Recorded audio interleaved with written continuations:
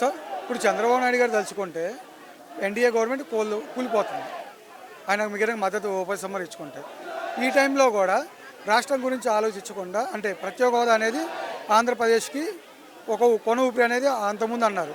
ఇప్పుడు ఎందుకు మాట్లాడలేదు?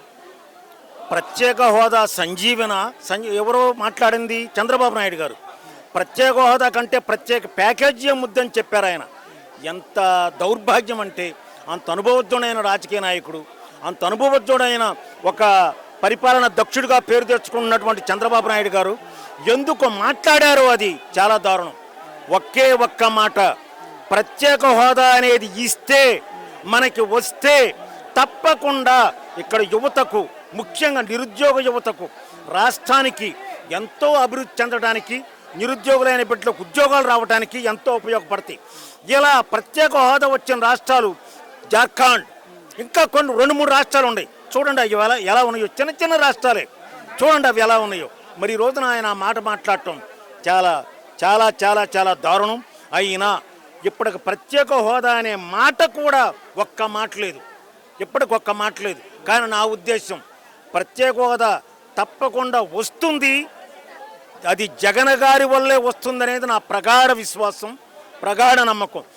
పవన్ కళ్యాణ్ గారు మాట్లాడట్లేదు ప్రత్యేక హోదా మీద. అప్పుడు ప్యాకేజ్ స్పెషల్ ప్యాకేజ్ ఇస్తే పాచిపోయిన లడ్లు అన్నారు. ఇప్పుడు ఎందుకు అనట్లేదు? అది ఏమండి, ఏది మాట్లాడుతుంది లడ్లు అసలు ఒకటి కాదండి. ప్రత్యేక ప్యాకేజీ మీద, ప్రత్యేక హోదా మీద రకరకాలుగా చెప్పినటువంటి ఈ పెద్ద మనుషులు చంద్రబాబు నాయుడు గారు, పవన్ కళ్యాణ్ గారు కనీసం ఆ ఉక్కు ఫ్యాక్టరీని పట్టించుకుంటున్నారండి. అది కేవలం ఇక ప్రైవేటైజేషన్ అవుతుంది అని గగ్గోలు పెట్టి ఉద్యోగస్తులందరూ కూడా తొలగిస్తూ ఉన్నా కానీ మీకేం భయం లేదు. 32 శాఖలు ఆల్రెడీ అయిపోయినాయి. ఏం చేస్తారు?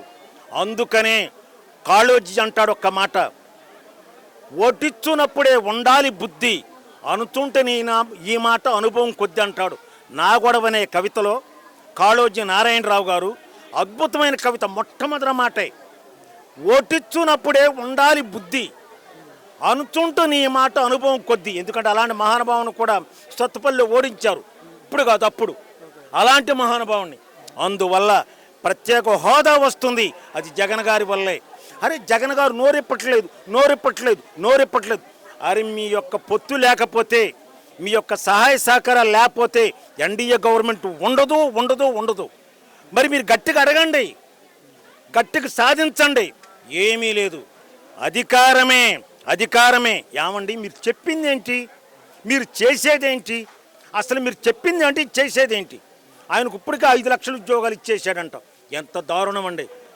వచ్చిన 3 నెలల్లోగా 1,50,000 ఉద్యోగాలు ఇచ్చిన ఘనత ప్రపంచంలో ఒక వైఎస్ జగన్మోహన్ రెడ్డి గారిదే.